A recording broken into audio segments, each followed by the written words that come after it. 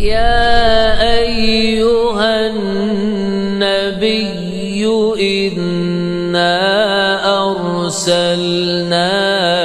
شاهدا ومبشرا ونذيرا وداعيا إلى الله بإذنه وسراجا منيرا وبشر المؤمنين بأن لهم من الله فضلا كبيرا.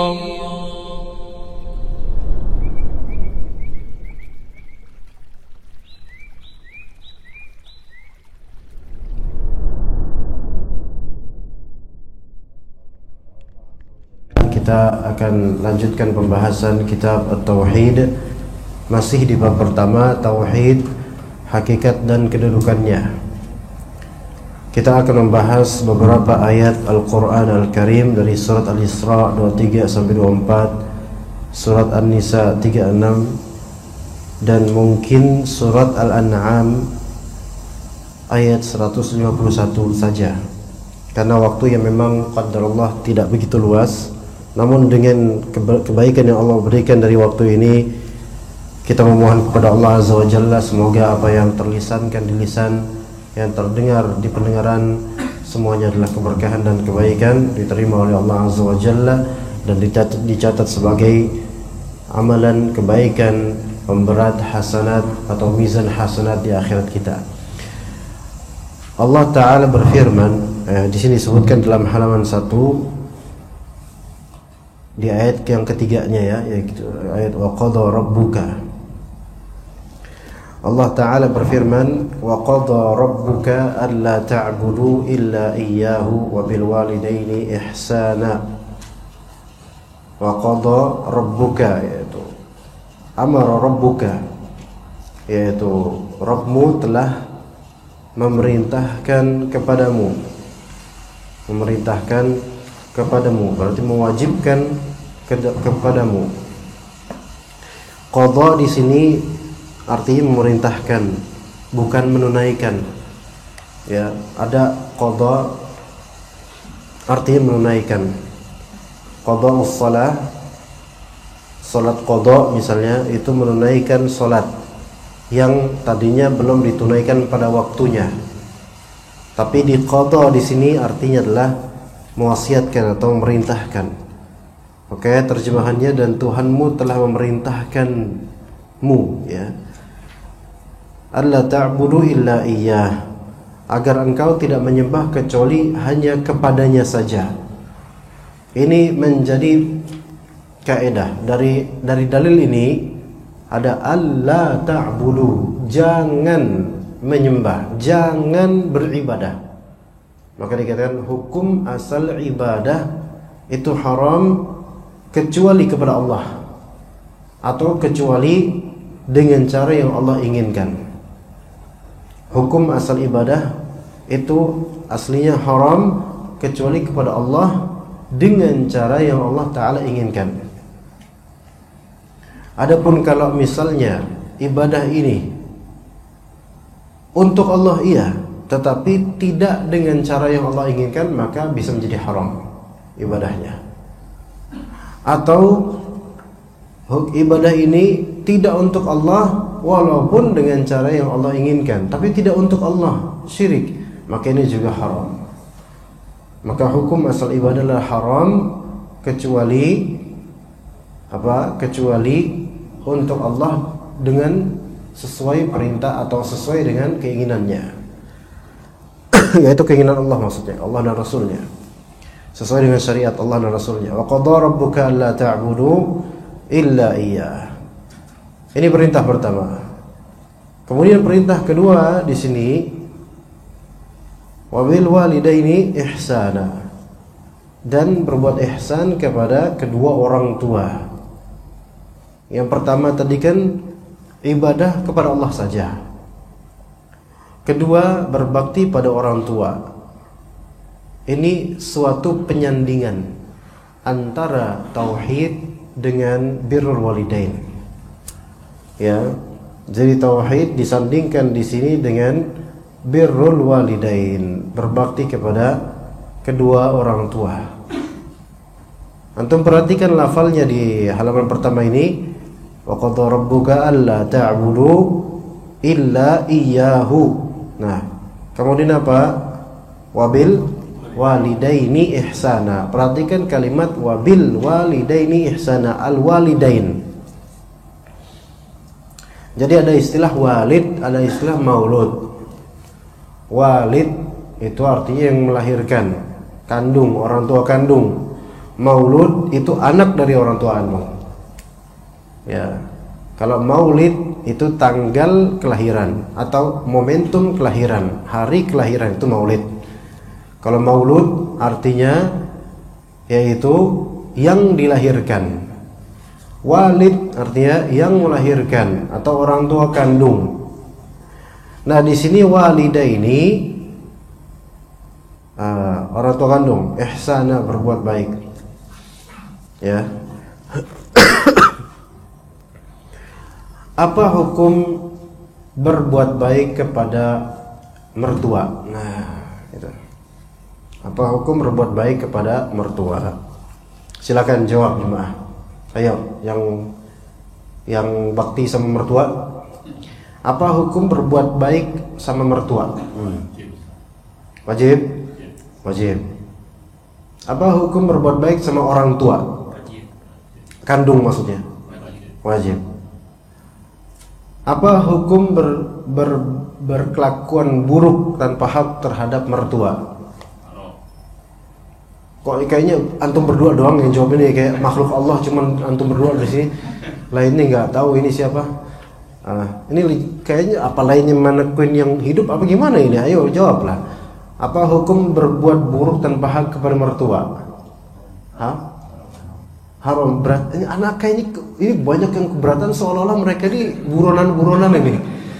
Ya, hukuman berbuat buruk kepada mertua haram. Oke. Berbuat buruk kepada orang tua haram. Lah, lalu apa bedanya? Ya sama-sama wajib untuk berbakti, sama-sama tidak boleh untuk kita berbuat buruk pada beliau-beliau. Tapi kenapa kalau Allah Ta'ala katakan wabil walidaini ihsana? Karena perbuatan bakti kepada kedua orang tua kandung tetap berbeda derajatnya. Ya, pahalanya beda. Derajatnya beda. Ya, birrul walidain makanya istilah. Nah, di sini tidak bisa disamakan antara orang tua kandung dengan mertua. Nggak bisa sama. Ya, wajar kalau seorang suami memberikan treatment yang tidak serupa atau tidak sama dari segi kebaikan antara dia berbakti sama orang tuanya dengan dia berbuat baik sama mertuanya. Dan itu wajar, tidak tercela. Dia lebih bakti sama ibunya kandungnya, ibu kandungnya, mengamalkan ayat dan hadis. Iya, birrul walidain. Ya. Karena mertua itu tetap sampai kapanpun, sebaik apapun, bukanlah orang tua kandung, sehingga nilai bakti kita kepada beliau tidak sebanding dengan nilai bakti kita kepada orang tua kandung. Baik, sekarang misal saja antum punya mertua masih hidup, namun kedua orang tua antum sudah wafat. Kemudian antum berbakti kepada mertua yang masih hidup, ya, dengan menyantuninya, dengan memberikan kalimat terbaik, seolah-olah itu orang tua kandung antum. Dan di sisi lain, antum menziarahi kuburan ibu antum yang telah wafat, misal saja. Mana amalan yang lebih afdol dari komparasi dari dua ini? Ngerti nggak pertanyaan jemaah? Antum berbuat baik, bakti sama mertua yang masih hidup, bakti banget gitu. Selagi antum juga menziarahi kubur orang tua kandung antum, mana yang lebih tinggi nilainya? Ayo dijawab. Atau jangan-jangan nggak pernah ziarah kubur orang tua atau gimana ini? Ziarah kubur orang tua. Oke.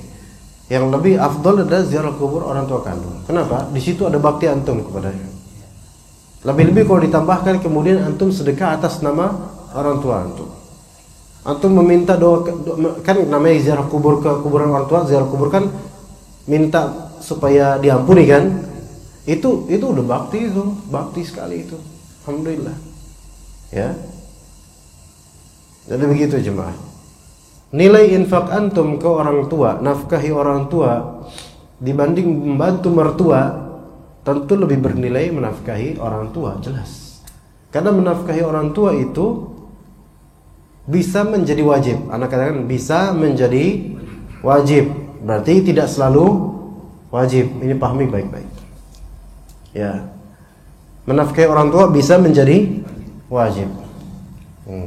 Kalau menafkahi istri selalu wajib. Menafkahi anak saat ini selama belum mampu anaknya wajib. Tapi kalau anaknya udah sebesar antum nggak boleh dinafkahi sama orang tua. Iya. Udah bangkotan, ya malu-maluin. Ya, jadi kalau menafkahi orang tua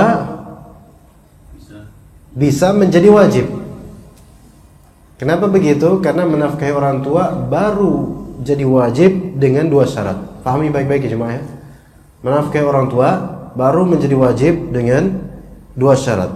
Yang pertama, antum berkeluasan harta. Maksudnya berkeluasan harta, mempunyai kelebihan harta dari kewajiban primer antum. Kewajiban nafkah primer antum, yaitu menafkahi anak istri, itu primer dibandingkan orang tua. Ya. Itu pertama. Jadi syarat pertama, anak laki-laki ini berkeluasan harta. Maksudnya adalah apa? Mempunyai kelebihan dari kewajiban nafkah primer.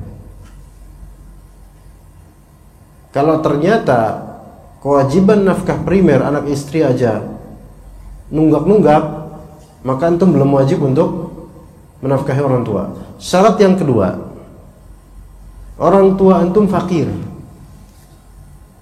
Orang tua antum fakir. Apa itu fakir? Fakir miskin, yaitu kebutuhan primernya itu nggak begitu terpenuhi. Ya. Itu syaratnya. Harus ada dua syarat sehingga menafkahi orang tua itu disebut wajib. Maka kalau ditanya apa hukum menafkahi orang tua, kita nggak mengatakan langsung wajib, enggak juga kita katakan nggak wajib, enggak. Tapi menafkahi orang tua bisa menjadi wajib dan bisa juga tidak wajib, tergantung. Karena menafkahi orang tua menjadi wajib dengan dua syarat. Yang pertama apa tadi? Memiliki keluasan harta, yaitu kelebihan harta dari harta yang wajib untuk menafkahi primer, yaitu anak istri, karena itu lebih wajib. Dan yang kedua, orang tua antum membutuhkan fakir. Fakir di sini memang fakir untuk kebutuhan primer dan sekunder yang sangat berhajat. Adapun kalau misalnya nih, orang tua antum hobi shopping online, nah kira-kira fakir ya? Ada, saya dapat pertanyaan, seorang anak mengeluhkan tentang orang tuanya. Kalau pertanyaan ini memang ke ustadz untuk mencari solusi, ini bukan ghibah. Ya, jadi nggak apa-apa pertanyaan seperti ini dari jemaah. Ada seorang anak di sini maksudnya sudah sebesar kita gitu, udah bekerja, udah punya penghasilan. Ibunya, ya mungkin karena dulunya suka belanja offline, kemudian sekarang online dimudahkan, itu rajin belanja online. Apapun hal yang sebenarnya pecicilan nggak penting gitu loh, sebenarnya bukan hal darurat, tapi ketagihan belanja online.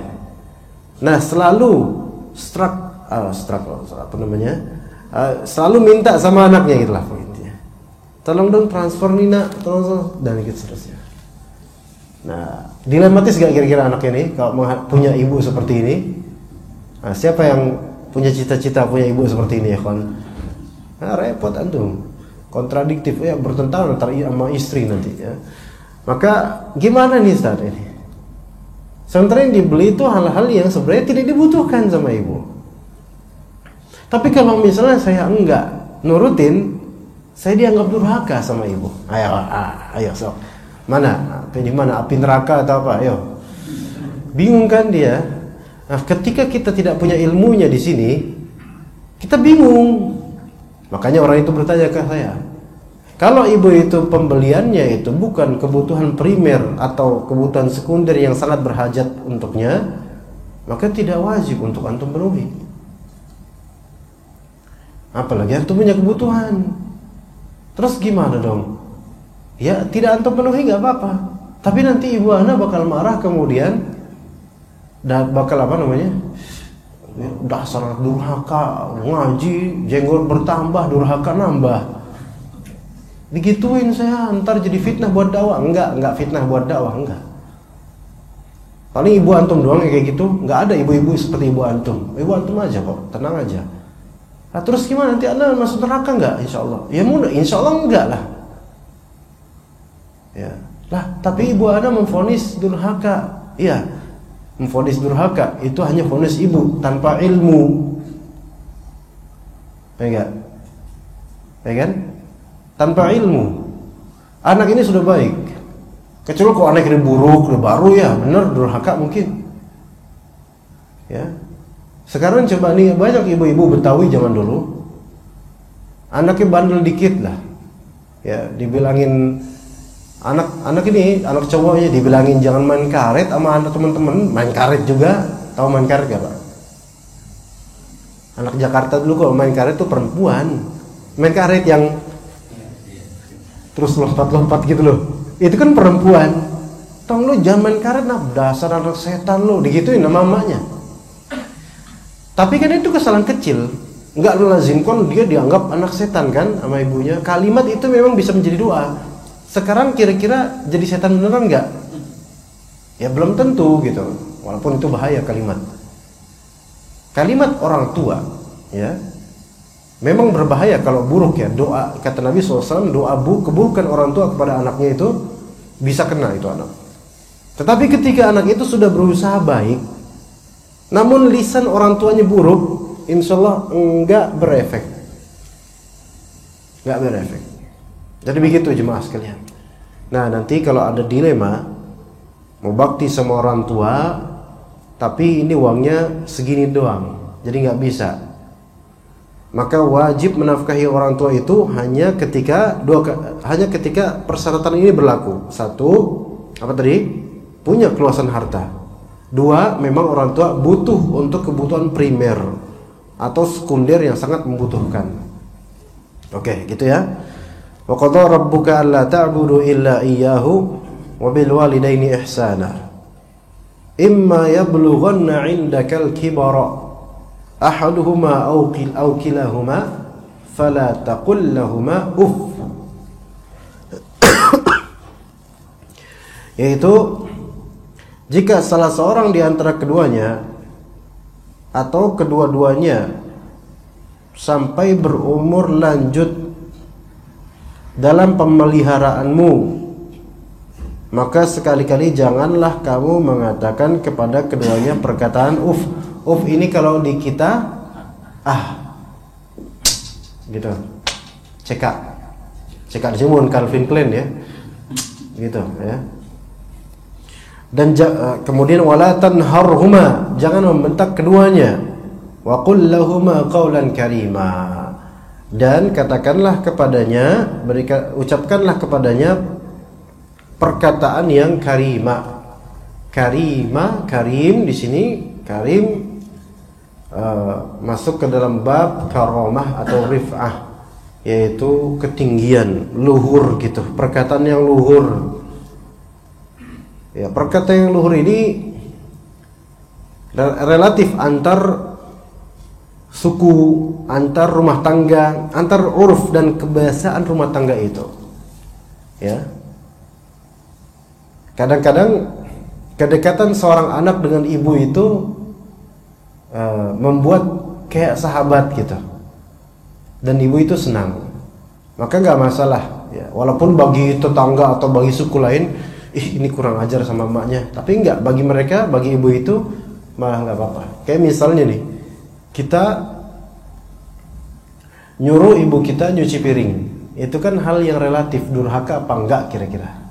Nah, ini misalnya antum jemaah ketika pulang kampung ya, atau misalnya ibu antum mengunjungi rumah antum yang ada istri antum di situ, dan ibu antum sangat sayang sama antum sehingga antum nyuruh apa aja sangat suka ibu itu.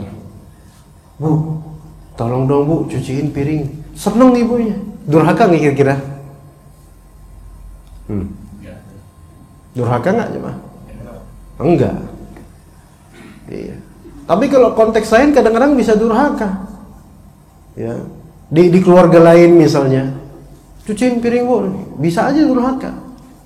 Jadi kadang-kadang suruhan, perintah, keinginan anak untuk dan seterusnya itu kadang-kadang relatif antara satu rumah dengan rumah lainnya. Nah di sini ada 3 di sini. Fala taqul lahum uff. Jangan kalau udah sampai usia tua, jangan lakukan apaan sih bu. Nah sekarang kalimat apaan sih bu itu durhaka nggak? Belum tentu kan? Nah, belum tentu. Antum bawa ibu ke mall, ya, sambil antum gamit tangannya. Mau ngapain sih nak? Mau beliin ibu sesuatu deh. Ya. Nah itu ada sepatu bagus. Apaan sih bu? Nah, itu kira-kira durhaka nggak? Enggak. Apa udah ceknya juga tuh.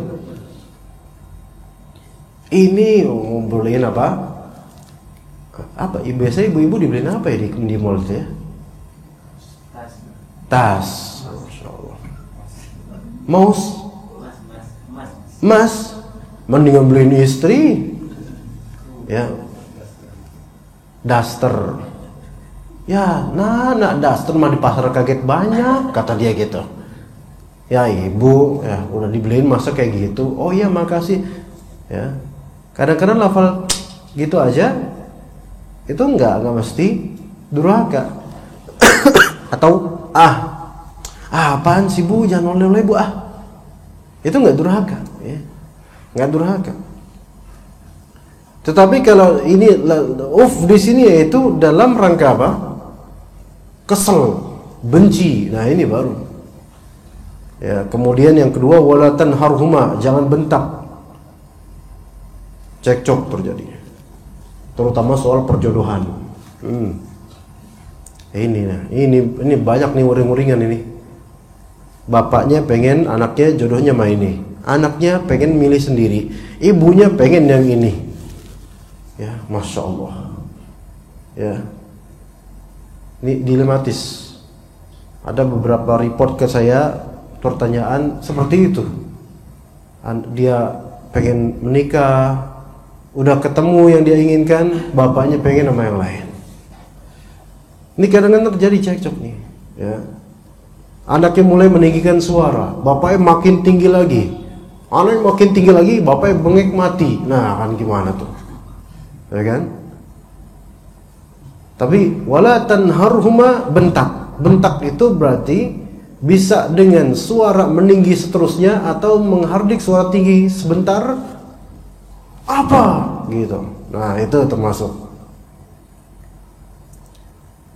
Ada di wa ammas sa'ila fala tanhar. Kepada peminta-minta jangan kamu bentak. Peminta-minta jangan dibentak. Assalamualaikum. Pernah dengar gak salam model kayak gini jemaah? Ini absolut 100% tukang minta-minta ini. Waduh. Waalaikumsalam gitu.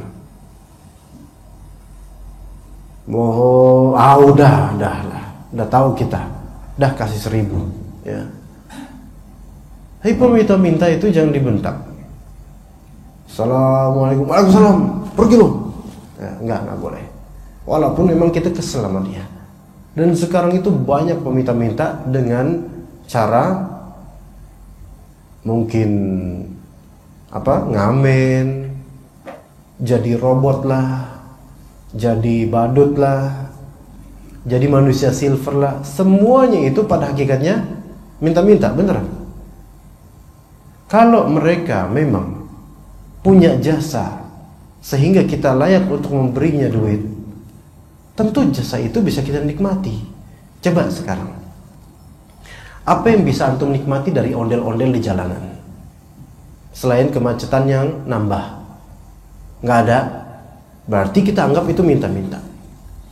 Apa yang bisa antum nikmati dari keberadaan manusia silver di perempatan jalan? Nggak ada. Berarti itu minta-minta. Tapi kita tetap nggak boleh menghardik. Kamu ngapain kamu sini? Nggak boleh. Wa ammas sa'ila fala tanhar. Ya, kecuali kalau mungkin penguasa Satpol PP dalam rangka mungkin menertibkan, mungkin bisa. Ya, karena maslahatnya lebih besar. Tapi kita warga biasa jangan. Dah biarkan aja. Dah biarkan dia dengan Allah nanti urusannya. Nah, begitu. Walau kalau misalnya pengamen saja yang nggak ada jasa sama kita, itu jangan kita bentak. Apalagi orang tua. Ya, apalagi orang tua. Dan ajaibnya, makin tuanya orang tua itu kok makin ngeselin. Nah, itu kan kadang kayak gitu. Ingat bahwasannya keberkahan itu sama orang tua gitu loh. Tetapi bukan melazimkan orang tua itu pasti benar. Gitu ya. Itu bukan berarti orang tua pasti benar. Enggak mesti gitu. Tapi keberkahan itu ada pada manut sama orang tua. Cuman orang tua nggak mesti benar. Lah gimana? Seperti ada yang nggak nyambung nggak?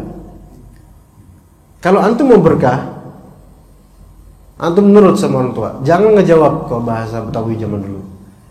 Ya kan, kalau misalnya orang babe Betawi zaman dulu atau mama tuh, ya ibu emaknya marah ke anaknya sekali jawab ya, jawab aja lo kerjaannya gitu kan.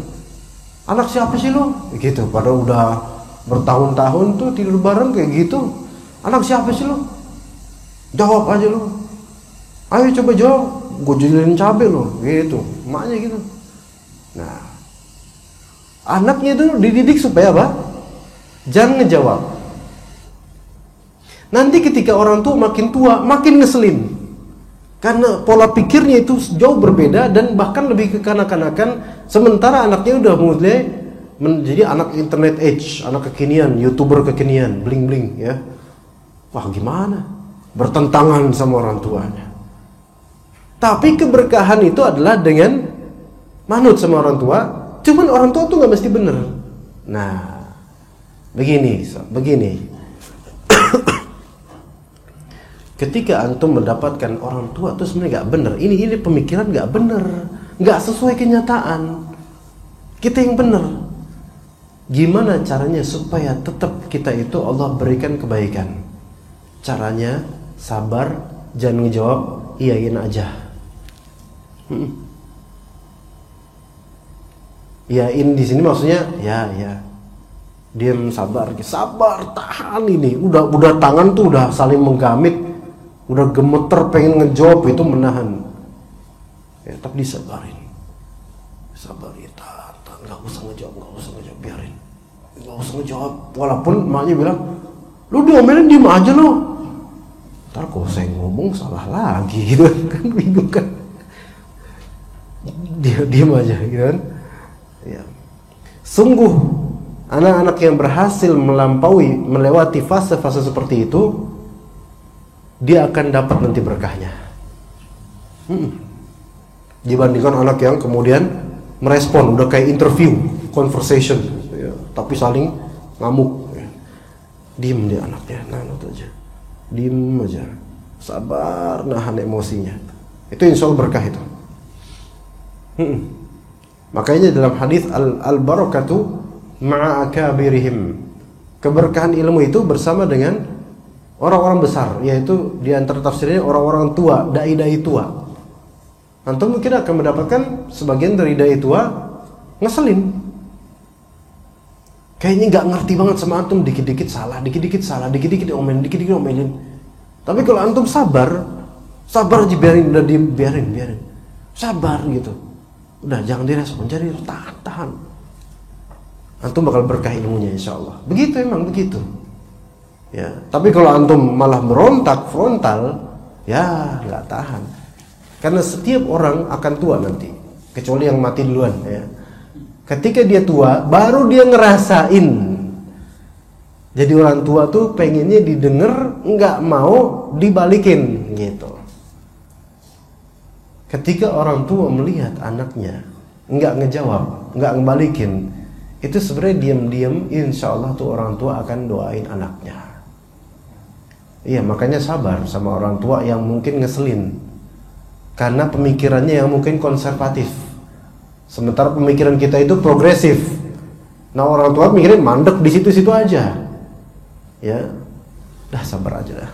Apalagi urusan jodoh, pernikahan, resepsinya gimana? Udah nggak usah rame, jangan ada dangdutan be. Pokoknya babe mau dangdutan, babe mau ikutan gitu. Nggak bisa. Jangan be, nggak sesuai sunnah. Apaan sih lo? Ngatur-ngatur babe. Lo anak siapa sih? Gitu kan? Akhirnya diadain dangdutan. Jenggot panjang, ya maksudnya dia nikah sama istri cadaran, dia jenggot panjang, dangdutan. Teman-teman sunnah pada datang, ketawa lah. Ini sunni dangduti apa gimana nih? Ya, sabar, kan harus sabar tuh. Daripada dia nggak jadi nikah, dah sabar, ntar dijelasin dah pas sudah selesai nikah. Sabar.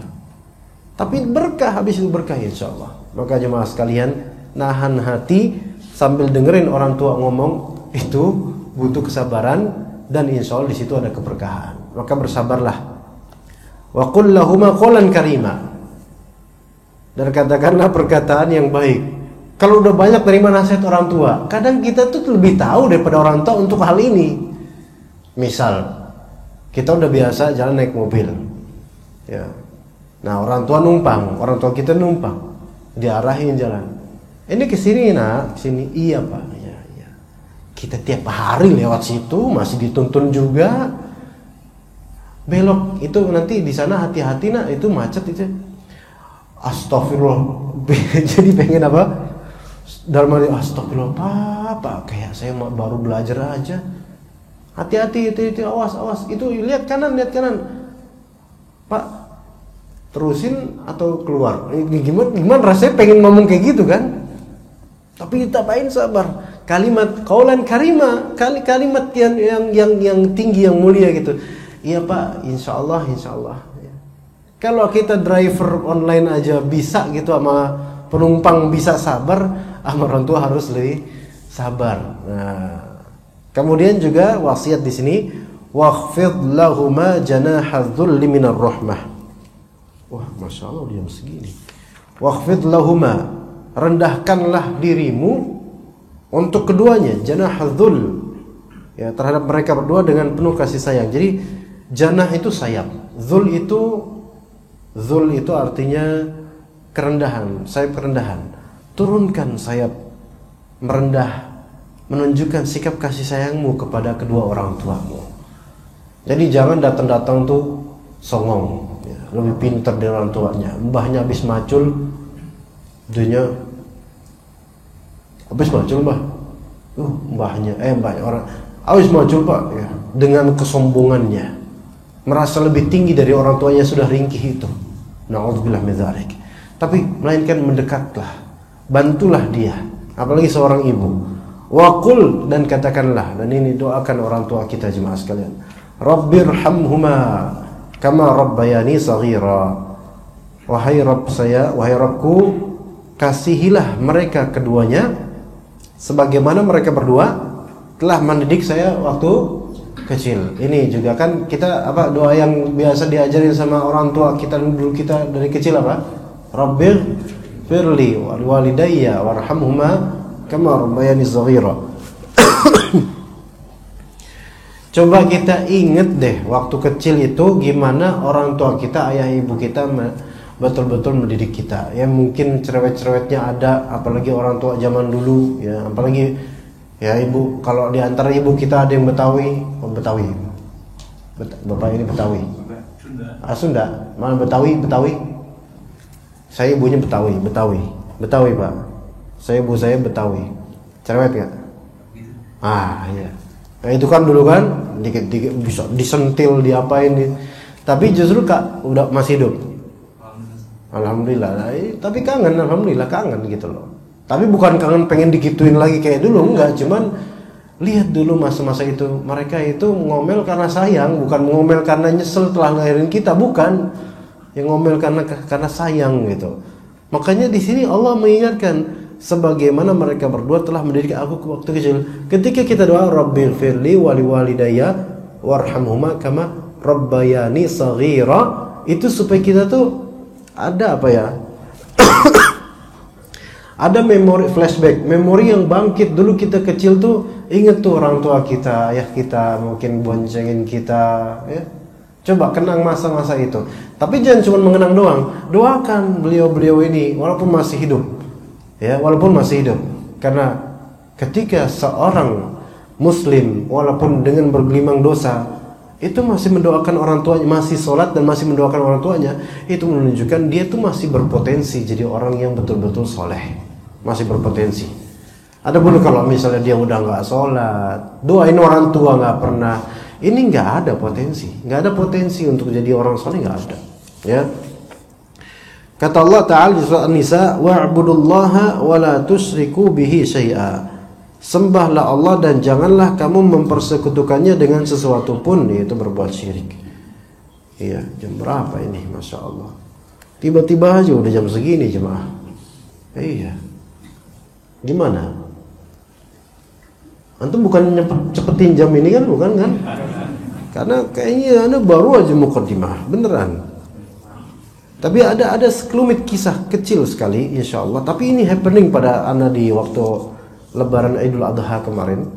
Dan anak berpikir kayaknya ini karena orang ini mau bakti deh sama orang tuanya gitu. Maksudnya mau ziarah ke orang tuanya ya gitu loh. Jadi ada pertolongan dari Allah. Nih, anak kan tinggal ketika itu dari Jatimurni ya, jemaah. Anda dapat undangan khutbahnya itu di daerah Teluk Pucung apa namanya? Teluk Pucung ya. Daerah dekat Tambun itu, Teluk Pucung, Wisma Asri gitu ya. Daerah sana lah, ya, Bekasi sebelah sana gitu kan. Itu Anda harus melewati nanti kan beberapa kecamatan gitu. Anda lewat Pekayon, lewat lampu merah Pekayon. Nah, habis lewat itu kan pagi ya, namanya kan khutbahnya dibilang mulai jam 06 lewat 10. Perjalanan berarti anak harus dari habis subuh ini. Habis subuh ada dari Cilangkap. Dari Cilangkap bukan dari Jatimurni, dari Cilangkap Jakarta Timur. Jalan anak habis subuh. Habis subuh jalan naik motor.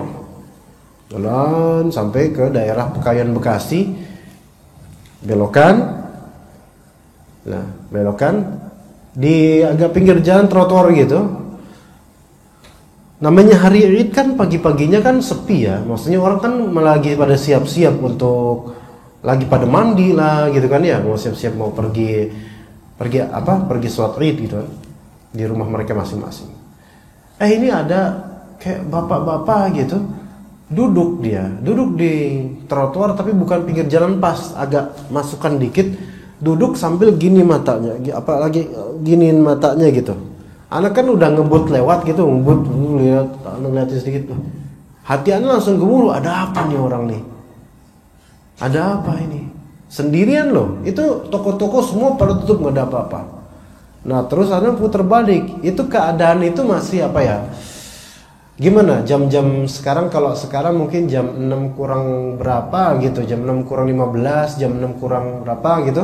Jadi masih belum terang gitu. Ya. Ada apa nih?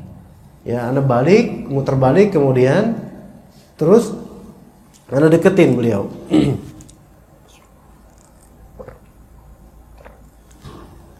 Anda deketin. Mas, Pak. Kenapa, Pak? Pas deketin dia udah nggak giniin mata lagi. Ini saya lagi nunggu angkot. Oh, nunggu angkot, kirain ngapain kok kayak nangis gitu. Ya mata saya kayak gini, Pak. Maksud nunggu angkot sampai nangis gitu. Emang nggak ada jam segini, mana ada angkot hari Id kayak gini. Ya gitu. Emang mau kemana? Saya bilang. Mau ke Babelan. Babelan. Oh, ke Babelan. Ayolah. Bonceng ini, saya bonceng ikutan saya. Saya mau ke Wisma Asri. Beneran, Pak, gitu. Beneran. Dia nggak tahu kalau saya mau khutbah, nggak tahu kalau saya ustadz gitu. Iya. Makanya ya nggak apa-apa. Ya. Masa saya bilang, masa tiba-tiba ujuk-ujuk, Assalamualaikum, saya ustadz. Kamu ngapain di situ? Masa kayak gitu kan lucu. Ya. Maka beneran, Pak, gitu. Beneran. Deh, Pak, nungguin itu sampai jam 10 juga nggak ada angkot kali. Ya, ayo Pak. Sini. Beneran, anak suruh sih itu duduk. Ya, terus dia akhirnya tergopoh-gopoh ikut kan, bawa tas gitu kan. Ya, akhirnya bonceng, alhamdulillah. Ternyata emang dia matanya beleran gitu karena dia kerja di laundry terus kena bubuk apa gitu. Nah, ini nggak sholat Id. Saya nggak bisa sholat Id. Ini kalau mata saya kayak gini nggak enak sholat Idnya gitu. Ya udah, nggak apa-apa, sholat Id kan nggak sampai wajib gitu kan. Walaupun ya saya anjurin sholat Id dianya. Mau ke rumah, ternyata dia ke Babelan mau ke rumah orang tuanya. Mau silaturahim. Ya. Itu sesuatu, ini pelajaran sedikit aja sini. Orang ini mau silaturahim dengan sakitnya itu gitu loh. Dia pengen ke rumah orang tuanya di Lebaran ini, walaupun sama-sama Bekasi. Sampai dia nyari itu. Tapi di kesulitannya nyari angkot dan memang tidak ada angkot ketika itu, Allah paskan itu ana di situ lewat. Dan Allah gerakkan hati ana untuk balik, kemudian nyapa dia, pengen tahu ada apa, dan ternyata rutenya sama. Kalau naik angkot itu nggak bakal bisa langsung ke sana, pasti berapa angkot lagi, repot lagi. Maka langsung ana anter itu ke daerah dekat Babelan itu. Masya Allah, bisa seperti itu jemaah sekalian. Itu dia aja sampai ini makasih, saya nggak nyangka banget. Akhirnya dia mengakui kalau saya ustadz, karena dia nanya kan, emang bapak mau ngapain? Saya mau khutbah. Saya nggak ngomong saya ustadz loh, saya mau khutbah, saya ngomong gitu kan. Iya. Waduh, ternyata sama ustadz ini ya. Iya, nggak usah ngomong ustadz juga nggak apa-apa gitu. Waduh, emang kalau dibonceng sama ustadz jadi tenang ya, lewat jalan mana aja nggak bakal ketilang. Ya bukannya kayak gitu. Ini kan kita kan hari Lebaran. Ya nggak bakal ada polisi juga, polisi pada Lebaran. Dia pokoknya bahagia banget ya, alhamdulillah. Itu hanya karena satu orang ini pengen apa? Silaturahim. Allah tolong silaturahim ke ibunya. Maka ikhwas kalian, siapa di antara kita yang insya Allah sebenarnya kangen sama orang tuanya, pengen silaturahim sama orang tuanya, tapi nggak punya duit, ya kan? Minta sama Allah. Ada caranya nanti. Allah itu maha lembut. Di antara bukti kelembutan Allah adalah Allah itu sering menjawab doa kita dari arah yang nggak pernah kita sangka. Maka insya Allah Allah jawab. Apalagi kalau ini tentang orang tua. Ya, semoga kajian yang bermanfaat. Udah lewat 5 menit. Wassallallahu ala nabiyina Muhammad wa ala alihi wa sahbihi ajma'in. Subhanakallahumma bihamdika asyhadu an la ilaha illa anta astaghfiruka wa atubu ilaik. Wassalamualaikum warahmatullahi wabarakatuh.